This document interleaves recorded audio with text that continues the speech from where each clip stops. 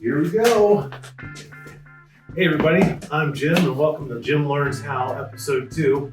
As I talked about in my last episode, this is my 2012 Mini Clubman, and it has a blown head gasket. And I can't afford to have it fixed. Last I heard from the garage, they wanted upwards of $6,000 to put this car back together.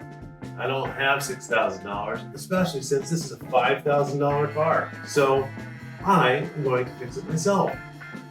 I've never done anything like that before, but I'm hoping you guys can come along, help me out, offer some tips, and we'll see how it goes. So today I just want to show you the car, talk a little bit about how we got here, and start to talk about plans to get this thing going again. So here we go. So here's the story with this car. We were actually hunting for a newer Clubman for my wife. She wanted to replace her Ford Flex that she'd had forever. And the thing is, we liked the look of the Clubman, but we've never been in a Mini, never even sat in one. So we spotted this thing down the road in a little lot here in Northeast Pennsylvania. Went and took it for a drive just to see if we liked Minis, and it turns out we like Minis. This seemed like too good of a deal to pass up. It's a 2012 base with the non-turbo 4-cylinder in it. It had 77,000 miles on it at the time, and it's spotless. Paint sprayed on, it's never been wrecked, good tires, interior's immaculate, runs like a champ. So we took a shot on it. We just went ahead and bought it for me to be my back and forth to town machine while we went out and eventually found her a 2017 Clubman she drives.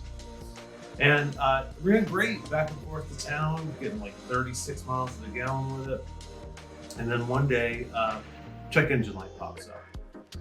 And what it's doing is the electric fan runs all the time. As soon as you turn it on, the electric fan kicks on. When you shut the car off, the fan continues to run for almost 10 minutes. Even though it doesn't seem hot, it doesn't seem like it's boiling or anything. So in doing some research, we came up with the idea that it was a bad thermostat housing. Sending faulty signal, kicks the fan on all the time. Relatively easy fix. Took it to a local shop. They put an aftermarket thermostat housing on it. Turned the check engine light out for a day, and then it came back on. So we wound up taking it to a shop a little further out of town that knows quite a bit more about Minis. And they spent over a week trying to figure out what's going on with this thing. They put a new factory thermostat housing and thermostat in it right from the Mini. They wound up putting a new water pump on it. It's got new spark plugs. And they still couldn't resolve the issue. And the diagnosis is now it's got a bad head gasket. It loses its coolant, lose heat in the car after a little while. And they are suspicious that it was overheated at some point and warped the head. So now the car's got 80,000 miles on it and needs a head gasket. And of course, it's also due for a timing chain. And their estimate from the garage we took it to was $6,000. So I say we can do it ourselves. I've watched a bunch of videos already, and one of the things I'm learning about Minis is, much like the thing sitting behind us here, our 1980 Vanagon Westfalia, we have bought a lifestyle choice more than a car. If you're gonna own something like this, you have to be willing to do the work on it yourself. Otherwise, it's just not financially feasible. So I've always wanted to learn. Now's the time. I have all the inspiration I could ever need. So we're going to get into it. So that's what we're going to do. Right now, I just want to give you a quick walk around the car, talk a little bit more about what the plan is, and then we'll see where we're at from there. So now that we've established that I'm going to try and do this repair myself, I have to figure out how to get started. And I figured the first thing to do, as you do, is start a YouTube channel. So here we go. Now I just kind of figured that getting some input from people as I went through this process would be really valuable. And even though I've only posted one little video so far, it's already paying off. I have learned, much like the VW community, the Mini community is just a really super supportive group of people. They want to see you succeed. And people have already reached out and started to offer me some advice. So I've started this YouTube channel. I've also started joining some of the bigger groups on Facebook. The Mini DIY group has been really cool. The people over there have reached out and started following and offering some, words of comfort and advice. So that's really, really cool, and I appreciate that very much. I've also started following some of the channels on YouTube that offer some really great advice. And now I'm kind of getting down to decision time about how to start on this thing. On the Mod Mini channel, which is excellent. I'm sure if you're watching this, you know that page, but it's so informative what he does. He does the exact repair, more or less, that we want to do with this. He pulls the head off. He has another head that he puts on. I don't have that luxury, but there's two things that happen in that video that I'm really curious to see what you guys think about as I get ready to launch into this. Number one is, to take that project on, he puts the car into what he calls like front end service mode, something like that. Basically, it's a nice way of saying takes the whole front of the car off, removes the headlights, undoes all the bolts that hold the kind of very front part of the front clip on, and nudges it out enough so that he has better access to this exhaust manifold to get that loose.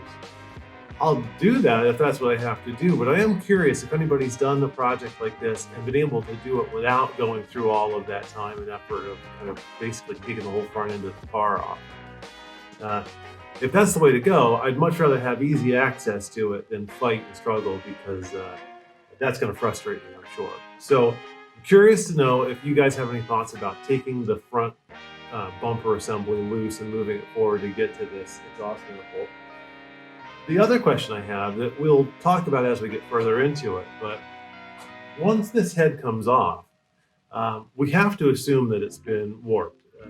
The shop really feels that it overheated at some point, and that it might even be leaking, not because the head gasket's bad necessarily, but the head is warped. It's not leaking bad enough that I think the head is going to be warped to the point where it can't be planed down, but I'm curious to know if anybody out there has any thoughts on this. Have you ever sent your head out to have it planed down? And do I rebuild the valve train myself? There's a great channel on YouTube called The Savage Garage out of the UK, where he does some really great, really hands-on, in his driveway projects. And he gets into a head gasket on an older, on like a 2006, I think, Benny. And he redoes his whole valve train on his workbench. And honestly, it looks like that's something I can do. I know I need to get a couple of specialized tools, but I think I can do it. But is that a folly? Should I just pay somebody else to rebuild the head? I'd like to avoid that. That's kind of the whole point of this project. So I'd be really interested to get your feedback on that. As we prepare, the other thing I know I need to think about is tools. My tool situation is not great, so the next video I do is going to be on what I have for tools and what I need to acquire for tools. And thanks already to all the people who've offered to loan me tools. I might take some people up on that. I would like to buy the stuff if it's not outrageously expensive, so I can have it for, I'm sure, the future projects that we're going to have to do. So that's where we're at. I'd love to hear what you guys think about access to the front end of this motor, and I'd love to hear your thoughts on how do we handle the head once we get it off. So hit me up in the comments. Let me know what you think I should do next. And by the way, it's Christmas Eve, so Merry Christmas. Once we get past the holidays, we're going to start taking nuts and bolts off of this thing. So thanks for watching, and we'll talk to you soon. I promised my friends and family that there's one thing I would not do on YouTube, and that would be to say smash that subscribe button. So I'm not saying that, but if you wouldn't mind hitting that subscribe button, I'd really appreciate it. The more people who see this, the more advice I get, the better this project goes, and together we'll all learn. So thanks so much. We'll talk to you guys soon.